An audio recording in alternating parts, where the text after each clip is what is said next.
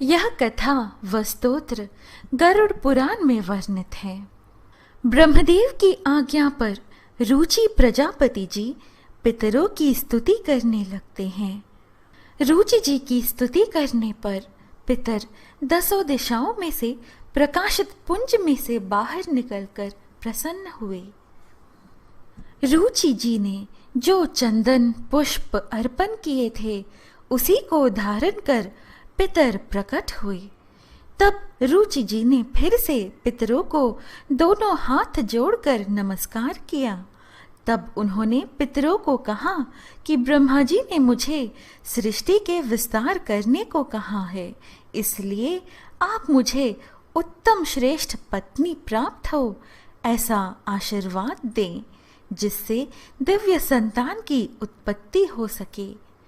तब पितरों ने कहा, यही समय आपको उत्तम पत्नी की प्राप्ति होगी। उसके गर्भ से आपको मनोसंज्ञक उत्तम पुत्र की प्राप्ति होगी। तीनों लोकों में वे आपके ही नाम से, रौच्य नाम से प्रसिद्ध होगा। पितरों ने कहा, जो मनुष्य इस स्तोत्र का पाठ करेंगे हम उसे मनोवांछित भोग और उत्तम फल प्रदान करेंगे। जो निरोगी रहना चाहता हो, धन पुत्र को प्राप्त करना चाहता हो, वो सदैव इस स्तुति से हमें प्रसन्न करे। यह स्तोत्र हमें प्रसन्न करने वाला है। जो श्राद्ध में भोजन करने वाले ब्राह्मण के सामने खड़े होकर भक्तिपूर्वक इस स्तोत्र का पाठ करेगा, उसके वहां हम निश्चय ही उपस्थित होकर हमारे लिए किए हुए श्राद्ध को हम ग्रहण करेंगे।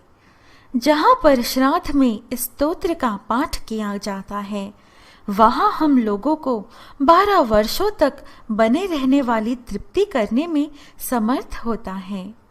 यह स्तोत्र हेमंत ऋतु में श्राद्ध के अवसर पर सुनाने से हमें 12 वर्षों तक तृप्ति प्रदान करता है। इसी प्रकार शिशिर ऋतु में हमें 24 वर्षों तक तृप्ति प्रदान करता है। वसंत ऋतु में हमें 16 वर्षों तक तृप्ति प्रदान करता है। ग्रीष्म ऋतु में भी 16 वर्षों तक तृप्ति प्रदान करता है। वर्षा ऋतु में किया हुआ यह स्तोत्र का पाठ हमें अक्षय तृप्ति प्रदान करता है। शरद काल में किया हुआ इसका पाठ हमें 15 वर्षों तक तृप्ति प्रदान करता है। जिस घर में यह स्तोत्र लिख कर रखा जाता है, वहां हम श्राद्ध के समय में उपस्थित हो जाते हैं। श्राद्ध में ब्राह्मणों को भोजन करवाते समय इस स्तोत्र को अवश्य पढ़ना चाहिए। यह हमें पुष्टि प्रदान करता है। इति रुचिकृत पितृस्तोत्र। रुचिरुवाच। अर्चितानां मूर्तानां पितॄणां दीप्ततेजसां नमस्यामि सदा तेषां ध्यानिनां दिव्य चक्षुषाम। जो सबके द्वारा पूजित अमूर्त अत्यंत तेजस्वी ध्यानी तथा दिव्य दृष्टि संपन्न है, उन पितरों को मैं सदा नमस्कार करता हूँ। इंद्रादीनां च नेतारो दक्ष मारीचयोस्तथा सप्तर्षीणां तथान्येषां तान् नमस्यामि कामदान्। जो इंद्र आदि देवताओं, दक्ष, मारीच, सप्तर्षियों तथा दूसरों के भी नेता हैं, कामना की पूर्ति करने वाले उन पितरों को मैं प्रणाम करता हूँ। मन्वादीनां च नेतारः सूर्याचन्द्रमसोऽस्तथा तान् नमस्यामहं सर्वान् पितॄनप्युत्दधावपि। जो मनु आदि राजर्षियों, मुनीश्वरों तथा सूर्य और चंद्रमा के भी नायक हैं, उन समस्त पितरों को मैं जल और समुद्र में भी नमस्कार करता हूँ। नक्षत्राणां ग्रहाणां च वायव्यग्नोर्नभस्तथा ध्यावा पृथिव्योश्च तथा नमस्यामि कृतांजलिः। नक्षत्रों, ग्रहों, वायु, अग्नि, आकाश और द्युलोक तथा पृथ्वी के भी जो नेता हैं उन पितरों को मैं हाथ जोड़कर प्रणाम करता हूँ। देवर्षीणां जनित्रश्च सर्वलोक नमस्कृतान् अक्षयस्य सदा दात्रन् नमस्येऽहं कृतांजलिः। जो देवर्षियों के जन्मदाता, समस्त लोकों द्वारा वंदित तथा सदा अक्षय फल के दाता हैं, उन पितरों को मैं हाथ जोड़कर प्रणाम करता हूँ। प्रजापते कश्यपाय सोमाय वरुणाय च योगेश्वरेभ्यश्च सदा नमस्यामि कृतांजलिः।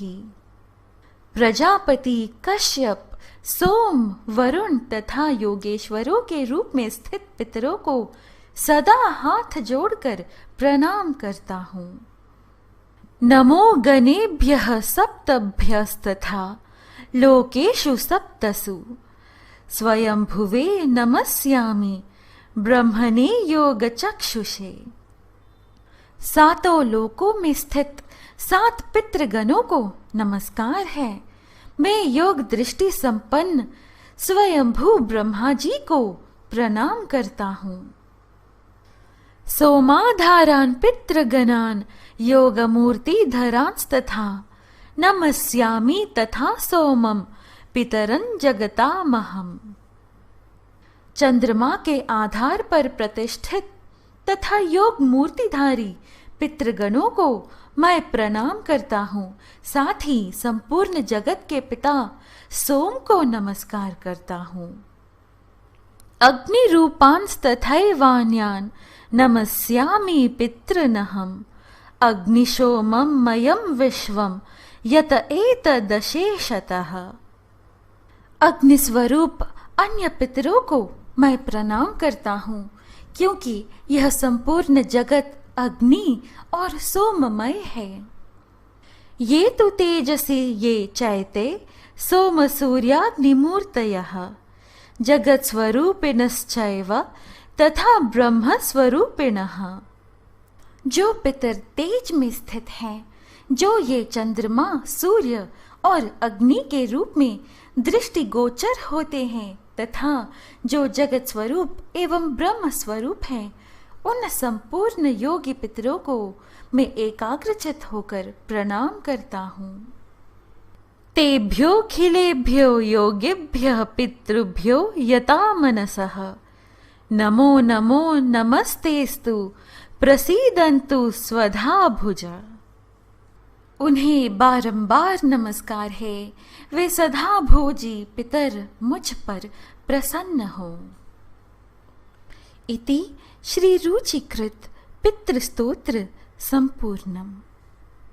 भक्तों, जिन भी जातकों के जन्म कुंडली में पितृदोष हो तो आपको पितृस्तोत्र का पाठ करना बहुत लाभकारी व हितकारी होगा। पितृस्तोत्र का पाठ हमें श्राद्ध पक्ष या फिर अपने पितरों की पुण्यतिथि पर ब्राह्मण को भोजन करवाते समय पितृस्तोत्र का पाठ किया जाना चाहिए। यदि आप पितृदोष के कारण परेशान हैं तो पितृस्तोत्र का हर दिन 11 बार पाठ करते हैं तो यह विशेष रूप से बहुत जल्द असर दिखाता है। भक्तों, आशा है आपको आज की यह प्रस्तुति अच्छी लगी। इस प्रकार के और वीडियोस आप हमारे चैनल पवित्र वचन पर पा सकते हैं, इसीलिए कृपा कर हमारे चैनल को सब्सक्राइब करें। अनुमति दीजिए, फिर मिलेंगे अगली वीडियो में। जय श्री कृष्ण, राधे राधे। जय श्री पितृ देवता की।